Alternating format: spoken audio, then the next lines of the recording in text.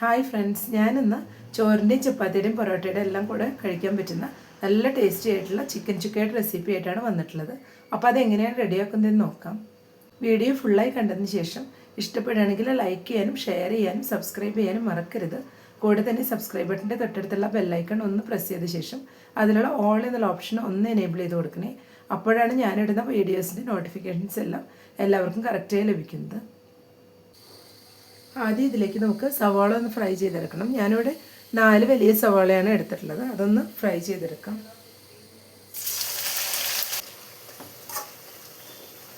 സവാളയെല്ലാം golden brown കളറായി വരുന്നവരൊന്ന് fry ചെയ്തെടുക്കാം. ഇപ്പോൾ ഉള്ളിയെല്ലാം ഇവിടെ നന്നായി തന്നെ ഫ്രൈ ആയി വന്നിട്ടുണ്ട്. ഇനി നമുക്കിത് ഓയിലിൽ നിന്ന് മാറ്റാം. ഇനി ചിക്കൻ ഒന്ന് മാരിനേറ്റ് ചെയ്തെടുക്കാം. ഇതിനായിട്ട് ഞാനിവിടെ 3/4 കിലോ ചിക്കനാണ് എടുത്തിട്ടുള്ളത്. ഇതിലേക്ക് 2 ടേബിൾ സ്പൂൺ മല്ലിപ്പൊടി ഇട്ട് കൊടുക്കാം. 2 table spoon Kashmiri chilli powder,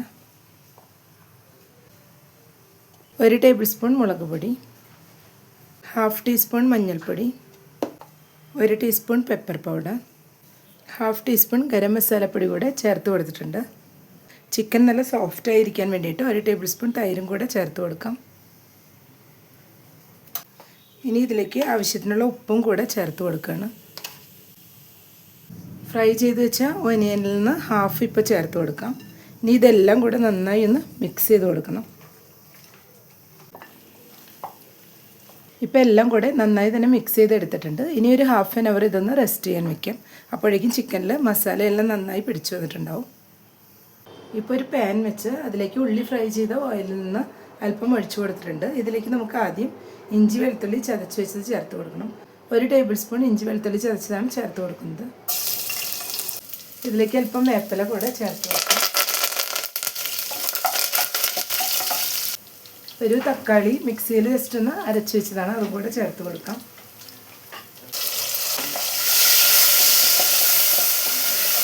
ഈ തക്കാളിയെല്ലാം റോസ് സ്മെല്ല് മാറുന്ന വരെ ഒന്ന് വഴച്ചെടുക്കാം.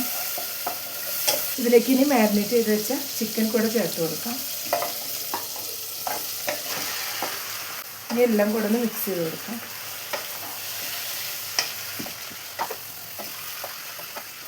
ഇനി ഇതൊരു 5 മിനിറ്റ് ഒന്ന് മൂടി വെച്ച് കൊടുക്കാം. ഒരു മീഡിയം ഫ്ലെയിമിൽ വെച്ചിട്ട് മൂടി വെച്ച് കൊടുത്താൽ മതിയാവും.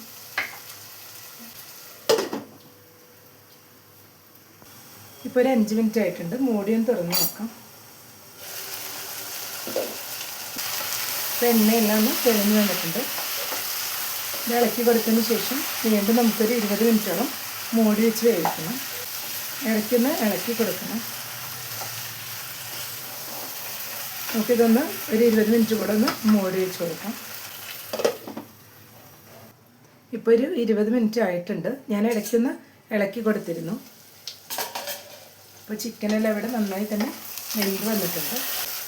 ലോ ടു മീഡിയം ഫ്ലെയിമിനുള്ളിൽ വെച്ചിട്ടാണ് ഇതുപോലെ ഒന്ന് വേവിച്ചെടുക്കാനായിട്ട്. അപ്പോൾ ചിക്കനിലെല്ലാം നന്നായി സെറ്റായിട്ട് വെന്ത് വന്നിട്ടുണ്ട്. ഈ സമയം നമുക്ക് ഫ്രൈ ചെയ്ത് വെച്ച ഒനിയനിൽ ബാക്കിയുള്ളതും കൂടെ ചേർത്ത് കൊടുക്കാം. ലാസ്റ്റ് ഇതുപോലെ ചേർത്ത് കൊടുക്കുമ്പോൾ നല്ലൊരു ടേസ്റ്റാണ്. ഇതിലേക്ക് അല്പം വേപ്പില കൂടെ ചേർത്ത് കൊടുക്കാം. 1 ടേബിൾ സ്പൂൺ വെളിച്ചെണ്ണ കൂടെ ഇപ്പോൾ ചേർത്ത് കൊടുക്കുന്നുണ്ട്.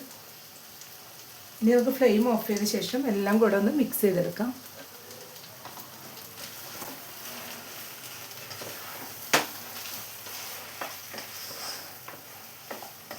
ഇപ്പോൾ ചിക്കൻ ചുക്ക ഇവിടെ റെഡിയായി വന്നിട്ടുണ്ട്. നമുക്കിതൊരു സെർവിങ് ബൗളിലോട്ട് മാറ്റാം. ചിക്കൻ ചുക്ക റെഡി ആയിട്ട് ഇപ്പോൾ ഒരു ബൗളിലോട്ട് മാറ്റിയിട്ടുണ്ട്. അപ്പോൾ എല്ലാവരും ഒരു തവണയെങ്കിലും ഈ രീതിയിലൊന്ന് ട്രൈ ചെയ്ത് നോക്കുക. ഇഷ്ടപ്പെട്ടെങ്കിൽ ലൈക്ക് ചെയ്യാനും ഷെയർ ചെയ്യാനും സബ്സ്ക്രൈബ് ചെയ്യാനും കൂടെ തന്നെ ഫീഡ്ബാക്ക്സ് ഉണ്ടെങ്കിൽ അറിയിക്കാനും മറക്കരുത്. Thank you.